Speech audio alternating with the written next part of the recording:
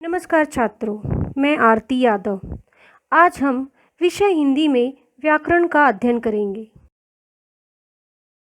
भाषा में एक ही शब्द के बार बार प्रयोग से भाषा की सुंदरता नष्ट हो जाती है। अतः उससे बचने के लिए सर्वनाम शब्दों का प्रयोग किया जाता है। आइए देखें कैसे शब्दों के दोहराव से भाषा का सौंदर्य नष्ट होता है। तो बच्चों, हमने विकारी शब्द में संज्ञा को देखा। अब उस विकारी शब्द को सर्वनाम कहते हैं जिसका प्रयोग संज्ञा के बदले होता है। सर्वनाम का अर्थ है सबके लिए नाम या सबका नाम। व्याकरण में संज्ञा के स्थान पर प्रयुक्त होने वाले शब्द सर्वनाम कहलाते हैं। ये शब्द सबके लिए समान होते हैं, इसीलिए इन्हें सर्वनाम कहते हैं। जैसे स्त्री पुरुष, लड़का लड़की, बड़ा छोटा, सबके लिए यह वह, तुम तुम्हारा, उसका उसके, आप मैं हम आदि का प्रयोग समान रूप से किया जाता है, इसीलिए इन्हें हम सर्वनाम कहते हैं। तो बच्चों, अब कुछ उदाहरण के द्वारा मैं आपको इसे समझाती हूँ। पहला चित्र, राजीव तीसरी कक्षा में पढ़ता है। दूसरा चित्र, राजीव की माँ राजीव को तैयार कर रही है। यहाँ पर देखो बच्चों, राजीव 3 बार आया है। पहला, राजीव तीसरी कक्षा में पढ़ता है। दूसरा, राजीव की माँ और राजीव को तैयार कर रही है। इस प्रकार राजीव शब्द यह हमने 3 बार प्रयोग किया है। राजीव ने खूब पढ़ाई की।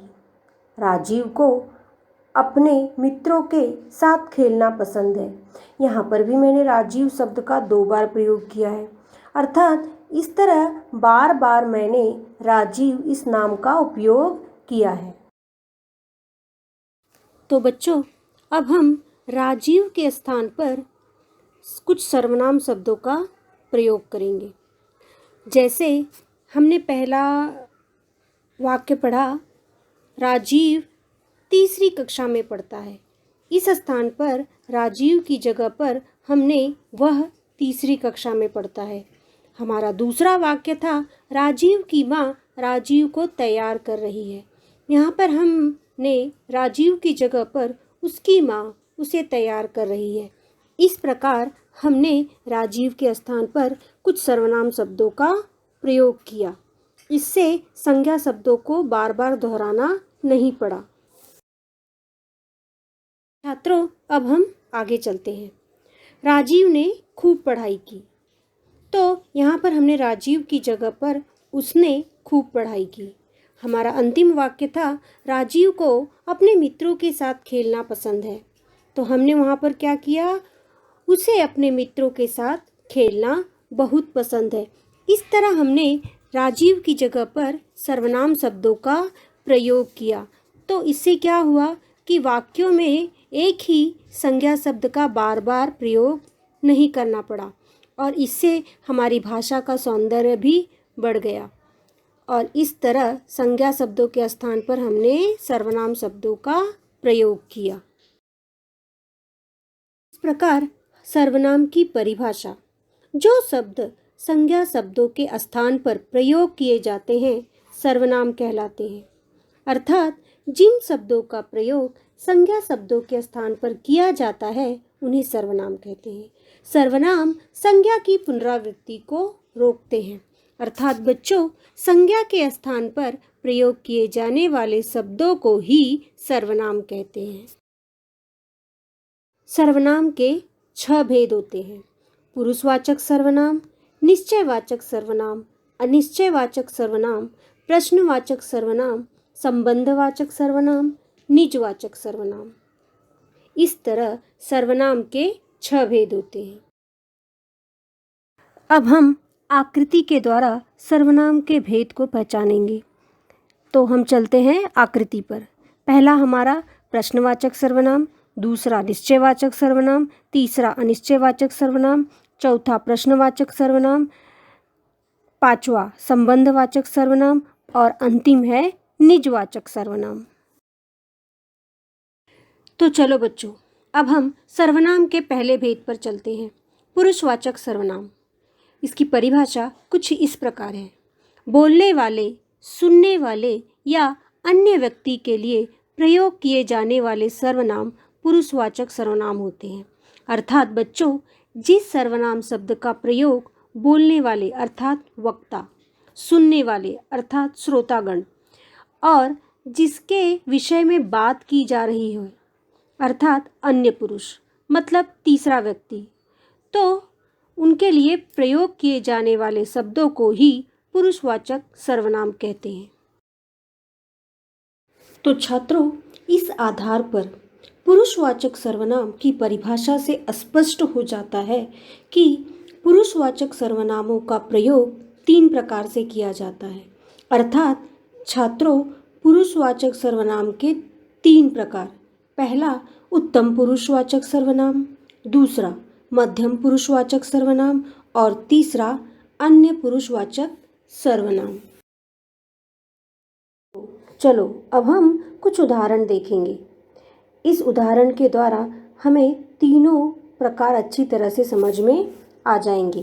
पहला उदाहरण, मैं खाना खा रहा हूँ, अर्थात बच्चों उत्तम पुरुषवाचक सर्वनाम। दूसरा, हम दोनों घूमने जा रहे हैं, यह भी उत्तम पुरुषवाचक सर्वनाम। मेरा काम पूरा हो जाएगा, यह भी क्या हुआ बच्चों, उत्तम पुरुषवाचक सर्वनाम। कहने का अर्थ यह हुआ बच्चों कि जो बोलने वाले यानी वक्ता जो होता है, लिखने वाले यानी लेखक, अपने लिए जिन शब्दों का प्रयोग करते हैं वे उत्तम पुरुषवाचक सर्वनाम कहलाते हैं। जैसे मैंने आपको उदाहरण दिया, मैं, हम, मेरा, इसी तरह। अर्थात कहने का अर्थ हुआ कि वक्ता अर्थात बोलने वाला जो बोल रहा हो अपने लिए जिन सर्वनाम शब्दों का प्रयोग करता है उसे उत्तम पुरुषवाचक सर्वनाम कहते हैं। तो बच्चों चलो अब हम दूसरा प्रकार देखेंगे, मध्यम पुरुषवाचक सर्वनाम। मैंने यहाँ पर उदाहरण आपको दिया, तुम सो जाओ, ये क्या हुआ बच्चों, मध्यम पुरुषवाचक सर्वनाम। उसके बाद मैंने आपको दूसरा दिया, आप पानी पी लीजिए, ये भी क्या हुआ छात्रों, मध्यम पुरुषवाचक सर्वनाम। आप कल हमारे घर आइए, ये भी क्या हुआ बच्चों, मध्यम पुरुषवाचक सर्वनाम। कहने का अर्थ यह हुआ छात्रों कि बोलने वाला वक्ता जिन सर्वनाम शब्दों का प्रयोग सुनने वाले के लिए करता है वे मध्यम पुरुषवाचक सर्वनाम कहलाते हैं। अर्थात बच्चों, जब व्यक्ति सामने उपस्थित व्यक्ति को संबोधित करने लगे यानी जो सुन रहा हो उसके बारे में बोलने लगे या उससे बात करने लगे, तो जो सुनता है वह मध्यम पुरुषवाचक सर्वनाम होता है। जैसे मैंने आपको यहाँ पर उदाहरण क्या दिया, तुम, आप, ये क्या हुए बच्चों, मध्यम पुरुषवाचक सर्वनाम। चलो अब हम तीसरा प्रकार देखेंगे, अन्य पुरुषवाचक सर्वनाम। वे साथ खेल रहे थे, ये क्या हुआ बच्चों, अन्य पुरुषवाचक सर्वनाम। उसके बाद वह लड़का गिर गया, यह भी क्या हुआ बच्चों, अन्य पुरुषवाचक सर्वनाम। तो कहने का अर्थ हुआ बच्चों कि जब व्यक्ति में अथवा तुम के अतिरिक्त किसी अन्य वस्तु या व्यक्ति या स्थान के बारे में बात करते हो या संबोधित करते हो तो वह क्या हुआ बच्चों, अन्य पुरुषवाचक सर्वनाम। कहने का अर्थ क्या हुआ बच्चों, मैंने यहाँ पर आपको जो उदाहरण दिया वे, वह, तो ये क्या है बच्चों, अन्य पुरुषवाचक सर्वनाम। चलो बच्चों अब हम आगे चलते हैं, निश्चयवाचक सर्वनाम जो सर्वनाम का दूसरा प्रकार है। तो बच्चों अब हम इसकी परिभाषा देखेंगे।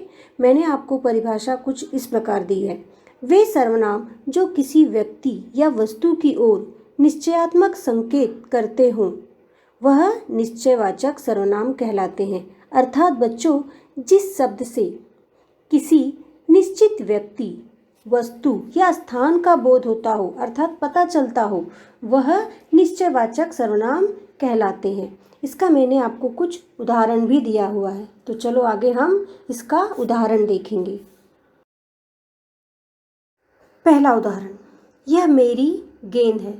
तो जो वस्तु है यानी गेंद वह क्या है, यही गेंद मेरी है, मुझे और कोई गेंद नहीं चाहिए। जो गेंद सामने रखी हुई है यही गेंद मेरी, यानी निश्चित वस्तु है, तो यह निश्चयवाचक सर्वनाम। दूसरा वाक्य था यह मेरा घर है, यानी वो स्थान, वो घर किसी और का नहीं है और बाकी घर मेरे नहीं है, यही घर जो है मेरा है। तो इससे निश्चित घर का पता चल रहा है। तो ये क्या हुआ बच्चों, निश्चयवाचक सर्वनाम। अब वह मेरी पेंसिल है, जो पेंसिल है वही मेरी पेंसिल है और दूसरी कोई पेंसिल मेरी नहीं है, यानी निश्चित रूप से वो प्रकट हो रहा है कि यही पेंसिल मेरी है। इससे यही पता चल रहा है कि यही पेंसिल मेरी है। तो ये क्या हुआ छात्रों, निश्चयवाचक सर्वनाम। अब हम सर्वनाम के तीसरे प्रकार पर चलते हैं, अनिश्चयवाचक सर्वनाम। इसकी परिभाषा कुछ इस प्रकार है, वे सर्वनाम जो किसी निश्चित व्यक्ति या वस्तु का बोध न कराते अनिश्चयवाचक सर्वनाम कहलाते हैं। अर्थात छात्रों, कहने का अर्थ हुआ वे सर्वनाम जो किसी निश्चित व्यक्ति या वस्तु का बोध न होता हो, पता न चलता हो, उसे अनिश्चयवाचक सर्वनाम कहते हैं। अनिश्चयवाचक सर्वनाम के कुछ उदाहरण देखेंगे। पहला उदाहरण, पिताजी कोई बाहर बुला रहा है। दूसरा, दूध में कुछ पड़ा है। तीसरा, माँ ने झोले में कुछ रखा है। तो बच्चों यहाँ पर जरा देखें हम, पिताजी कोई बाहर खड़ा है। अब बाहर कौन खड़ा है, कोई व्यक्ति है, कोई बच्चा है, कोई बूढ़ा व्यक्ति है, तो यहाँ पर हमें कुछ भी निश्चित नहीं हो रहा है। दूसरा, दूध में कुछ पड़ा है। अब दूध में क्या गिर गया है, क्या पड़ा है, नहीं मालूम, तो यहाँ पर भी निश्चित नहीं हो रहा है। माँ ने झोले में कुछ रखा है। अब माँ ने झोले में क्या रखा है, थैली में क्या है, कपड़ा है कि मिठाई है, कुछ खिलौने वगैरह हैं, तो यहाँ पर हमें झोले में क्या रखा है कुछ भी निश्चित नहीं हो रहा है। तो इसे हम क्या कहते हैं, अनिश्चयवाचक सर्वनाम। अब हम सर्वनाम का चौथा प्रकार देखेंगे, प्रश्नवाचक सर्वनाम। इसकी परिभाषा कुछ इस प्रकार है। परिभाषा, जिन सर्वनामों का प्रयोग प्रश्न करने के लिए किया जाता है उन्हें प्रश्नवाचक सर्वनाम कहते हैं। अर्थात बच्चों, जो सर्वनाम शब्द किसी प्रश्न का बोध कराते हों, अर्थात पता चलता हो, उन्हें प्रश्नवाचक सर्वनाम कहते हैं। अब हम प्रश्नवाचक सर्वनाम के कुछ उदाहरण देखेंगे। पहला उदाहरण, पेड़ के पीछे कौन खड़ा है। दूसरा, क्या लिख रहे हो। तीसरा, तुम्हारा नाम क्या है। यहाँ पर बच्चों किसी व्यक्ति, वस्तु और घटना आदि के संबंध में प्रश्न का बोध हो रहा है, उसे कहते हैं प्रश्नवाचक सर्वनाम। अब हम सर्वनाम के पांचवें प्रकार की तरफ चलते हैं, संबंधवाचक सर्वनाम। इसकी परिभाषा कुछ इस प्रकार है। परिभाषा, किसी वाक्य के अन्य संज्ञा या सर्वनाम से संबंध दर्शाने वाले सर्वनाम संबंधवाचक सर्वनाम कहलाते हैं। अर्थात बच्चों, जो शब्द संज्ञा या सर्वनाम का किसी अन्य संज्ञा या सर्वनाम शब्द के साथ संबंध स्पष्ट करते हों, अर्थात पता चलता हो, उन्हें संबंधवाचक सर्वनाम कहते हैं। चलो छात्रों, अब हम संबंधवाचक सर्वनाम के कुछ उदाहरण देखते हैं। पहला उदाहरण, जो तेज दौड़ेगा वह इनाम पाएगा। दूसरा, जैसा करोगे वैसा भरोगे। तीसरा, जिसकी लाठी उसकी भैंस। यहाँ पर छात्रों, प्रत्येक वाक्य में ऐसे दो दो सर्वनामों की जोड़ी है। प्रत्येक जोड़ी के सर्वनामों द्वारा एक दूसरे से संबंध प्रकट होता है, यानी एक दूसरे से जुड़ा हुआ है, एक दूसरे के बीच संबंध है, इसलिए इसे संबंधवाचक सर्वनाम कहते हैं।